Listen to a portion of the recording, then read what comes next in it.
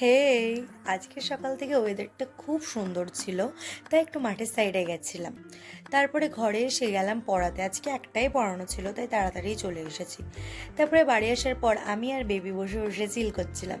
বেচারার পায়ে খুব ব্যথা লেগেছে, তাই কোথাও যেতে পারছে না। তারপরে মা বললো, যা স্নানটা সেরে আয়। স্নান সেরে আসার পরেও আমি জানতাম না যে আমার সাথে এটা হতে চলেছে। মা বললো এক জায়গায় যাবে, তার জন্য রেডি হয়ে গেলাম যাওয়ার জন্য। যেতে যেতে মায়ের সাথেও একটা ছোট্ট ক্লিপ নিয়ে নিলাম। মা এসবে আসতে চায় না অতটা। তারপরে টোটো করে চলে গেলাম আমাদের গন্তব্যস্থলে। তখনও জানতাম না যে আমি সোনার দোকানে যাচ্ছি। সোনার দোকান থেকে কী কিনেছি সেটা না হয় পরে দেখাবো।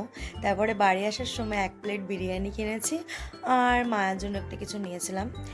তারপরে আসতে গিয়ে আমি রিয়েলাইজ করলাম আমার একটা কানে কানের নেই। তারপরে আর কি করবো, বাড়ি এসে প্রচুর খুঁজলাম, খুঁজে কোথাও পেলাম না। তারপরে আমি স্যাড হয়ে বসেছিলাম।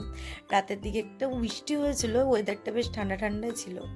তা টুসু যখন দেখলো আমি স্যাড হয়ে বসে আছি, তখন টুসু এসে আমাকে একটু হাসানোর চেষ্টা করছিল।